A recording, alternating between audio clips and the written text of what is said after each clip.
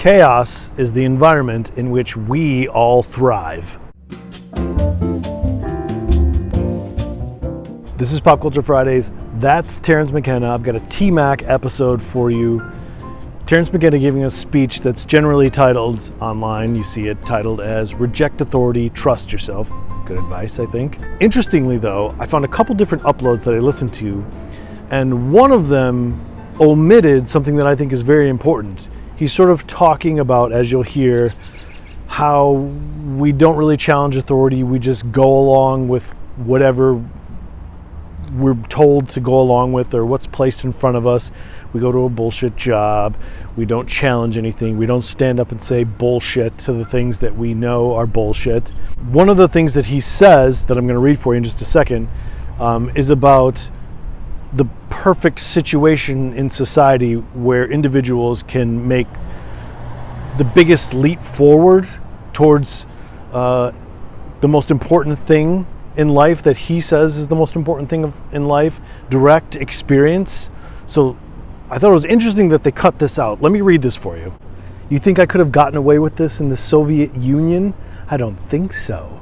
I require a society on the brink of social breakdown to be able to do my work. And I think a society on the brink of social breakdown is the healthiest situation for individuals. It's very interesting to think about. Is a society on the brink of social breakdown or collapse, is that the healthiest situation for the individual? I mean, I think you could argue that it's the healthiest situation for everyone if it's the healthiest situation for the individual, because it would be for the collective as well. Think about COVID for a second. It took COVID for us to make certain things happen that would have never happened. For example, this sounds like a small thing, but in many downtowns across this great country, you can now get to-go alcohol in many places downtown. In certain areas, you can drink it on the streets. Now, is that a revolution? No, but it's not something that happened before. And why didn't it happen before? If you've ever been to Germany, you know, and I've done this, you go into a German convenience store. Sorry, there's a little bit of wind. You go into a German convenience store, you grab a beer, you crack it as soon as you leave. Nobody gives a shit. And you know what? Nobody should. I'm going to play this clip for you now, and it's from my other podcast, Breathing in Short Sentences, shameless plug, where I share speeches and writings and things like that that I like, and I put them up, or I repost them, so to speak. But I want to know what you think. What do you think about this? Is he onto something here? He's talking about the primacy of direct experience being the most important thing for individuals.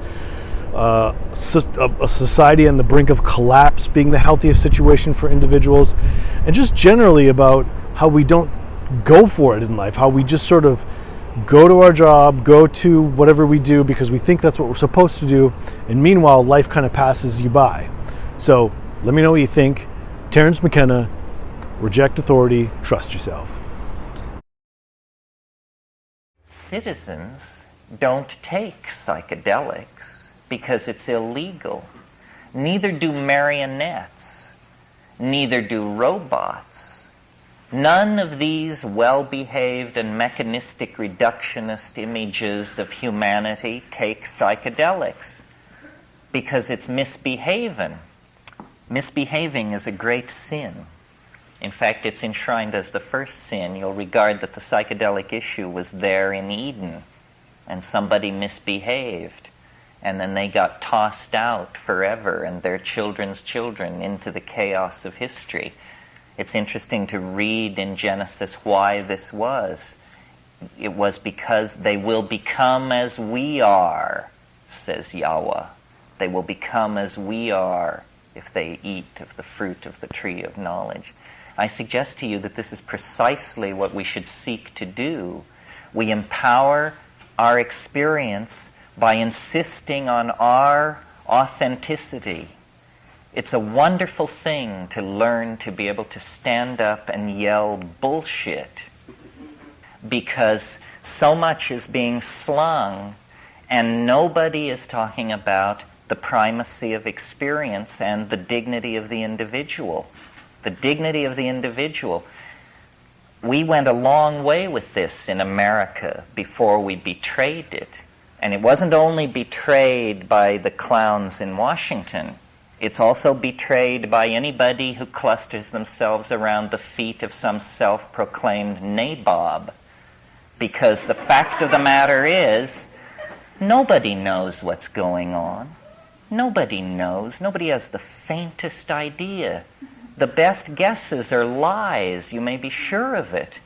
And so to pretend that one human being will lead another out of the dark night of ignorance and into the shining light of truth is ludicrous, absolutely grotesque, a product of this empowering of the human image that has gone on through several thousand years of dominator culture. If you want a teacher, try a waterfall, or a mushroom, or a mountain wilderness, or a storm-pounded seashore. This is where the action is. It's not back in the hive. It's not in the anthill. It's not knocking your head against the floor in front of somebody who claims that because of their lineage and whose feet they washed and whose feet they washed, that you should give credence to them. Knowledge is provisional, and we are yet to approach even the first moment of civilized understanding. The way it is to be done is by trusting yourself, trusting your intuition. Reject authority. Authority is a lie and an abomination. Authority will lead you into ruin. It's not real. And it isn't, don't get the idea that it's this liberal rap about how everybody has a piece of the action. You know, the Jews know something, the Buddhists know something, the Huichol know something. Nonsense. Rubbish. Nobody knows anything. These are different kinds of shell games that have been worked out by priestly castes of people to keep things under control. Institutions seek to maximize control, control, control. That's what they're into. Did you think they were in the business of enlightening you? Saving your soul? Forget it. Control is what this is all about. And to the degree that we commit ourselves to ideology, we are poisoned. Any ideology, Marxism, Catholicism, objectivism, you name it, rubbish, all rubbish. What is real is experience. What is real is this moment. And so then what it becomes about is, what are the frontiers of experience? How much of that has been taken away from us by these dominators, by these priesthoods, by these cults, by these philosophical shell games? Well, a lot.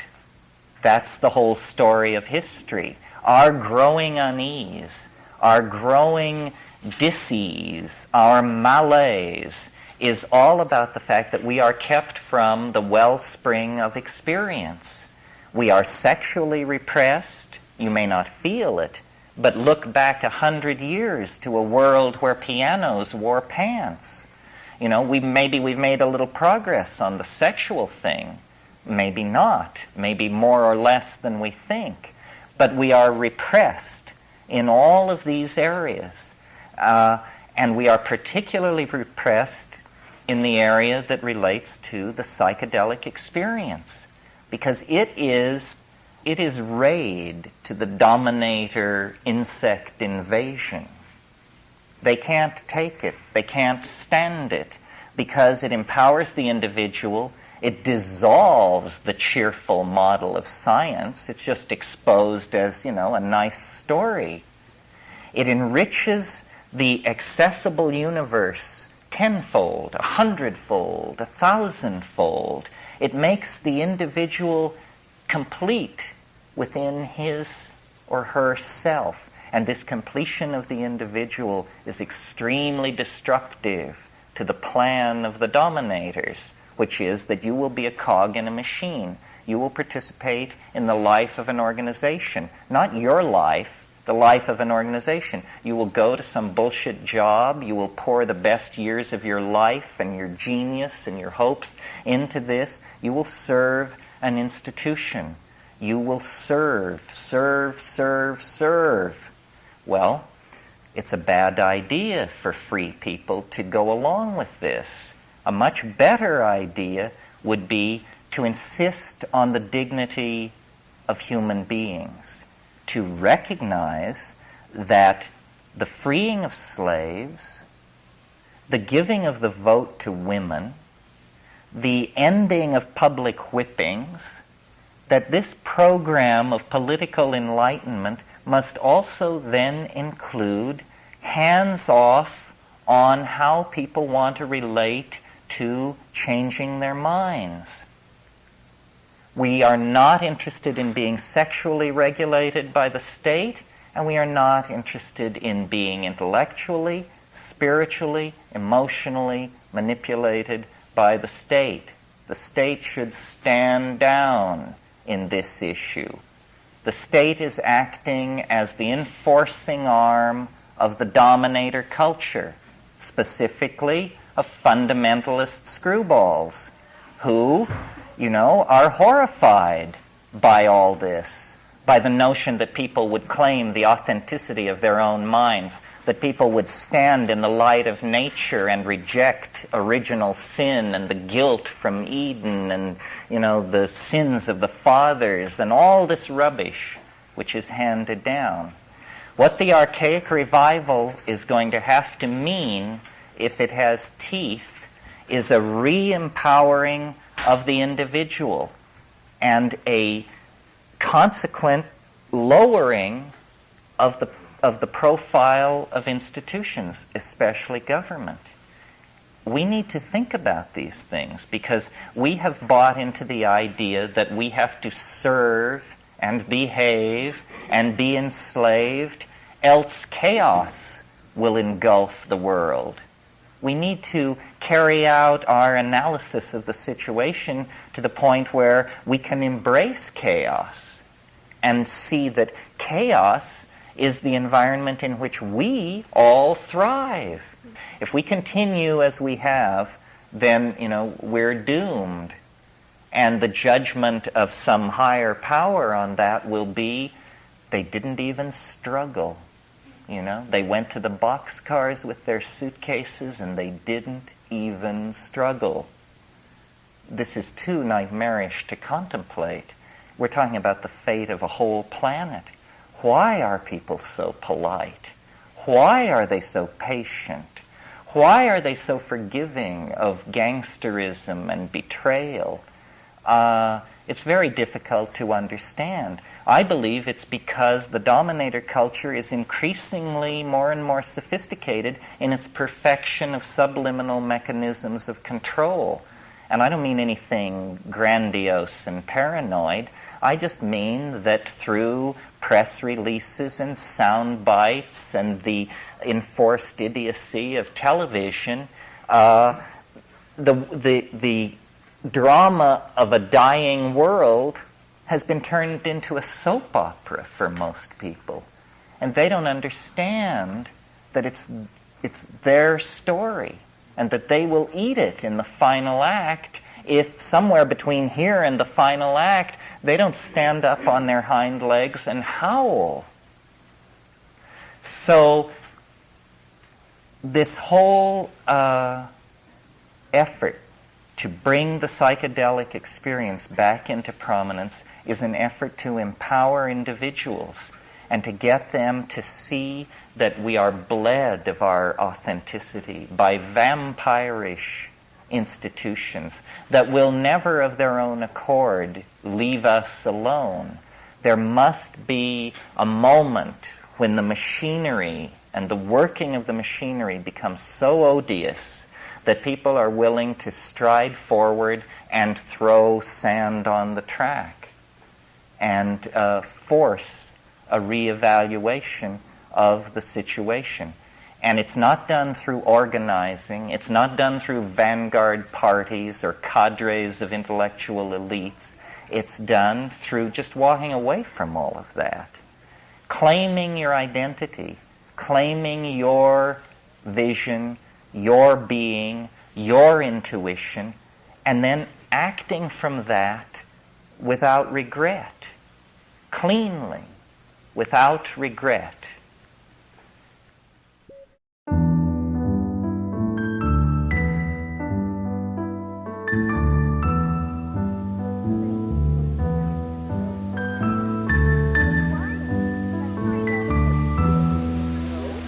I saw it with my own eyes. It's such a natural rose.